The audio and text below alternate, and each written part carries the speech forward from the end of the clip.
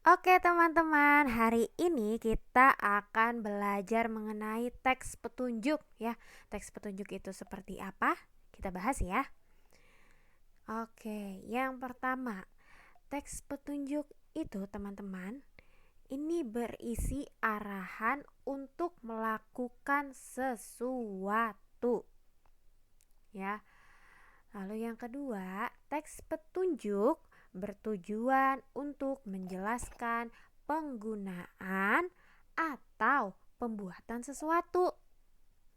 Nah, biasanya nih teks petunjuk ini bisa kita temukan, misalkan petunjuk penggunaan obat.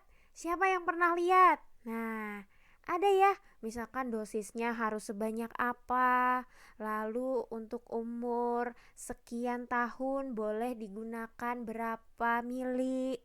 Nah, pasti teman-teman pernah lihat ya. Atau misalkan teks petunjuk penggunaan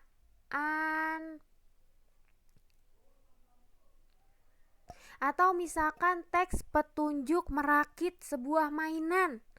Ya, teman-teman pasti pernah lihat ya seperti itu.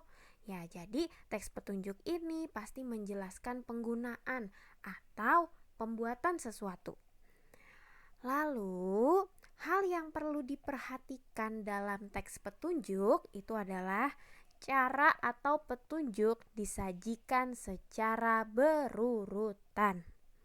Lalu yang kedua, bahasa yang digunakan harus jelas dan mudah dipahami. Misalkan ini teman-teman, di sini ada teks petunjuk membuat pot bunga botol plastik. Nah, biasanya teman-teman di dalam teks petunjuk itu pasti ada alat dan bahan.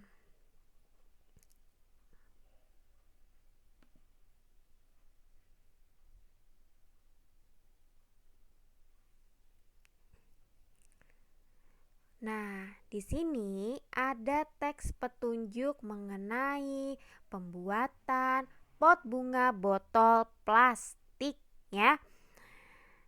Biasanya kalau misalkan teks petunjuk itu membuat sesuatu ya, kita pasti diberikan informasi ada alat dan bahannya nih teman-teman ya. Dituliskan alat dan bahannya. Ada apa saja ini teman-teman alat dan bahannya?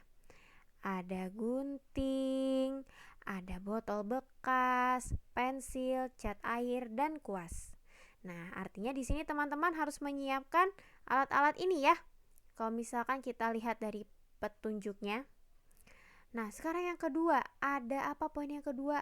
Ada langkah kegiatan. Nah, di langkah kegiatan inilah yang berisi teks petunjuk. Misalkan yang pertama, gunting botol bekas menjadi 2 bagian. Lalu selanjutnya apa lagi ya? Tahap selanjutnya. Oh iya, membuat pola gambar pada botol sesuai dengan kesukaan katanya. Lalu petunjuk yang ketiga, gunting botol mengikuti pola gambar. Lalu yang keempat, cat potongan botol menggunakan cat air dengan warna dasar putih. Lalu petunjuk selanjutnya yang nomor 5, gambar karakter pada pola tersebut. Nah, ini adalah petunjuk yang terakhir ya, yang keenam. Pot sudah jadi dan dapat digunakan. Ya, kalau misalkan kita perhatikan langkah kegiatannya, ini berisikan petunjuk arahan. Jika kita melihat kalimat dari langkah kegiatan ini ya teman-teman, ini berisikan petunjuk step by step atau langkah demi langkah ya. Jadi yang namanya teks petunjuk itu harus berurutan. Yang pertama harus ngapain, yang kedua harus ngapain, yang ketiga harus ngapain. Ya, kalau misalkan teks petunjuknya tidak berurutan, kira-kira nanti hasil akhirnya jadi tidak ya? Wah, bisa jadi gagal atau yang bacanya jadi bingung. Nah, teman-teman, ternyata teks petunjuk juga dapat digunakan dalam bentuk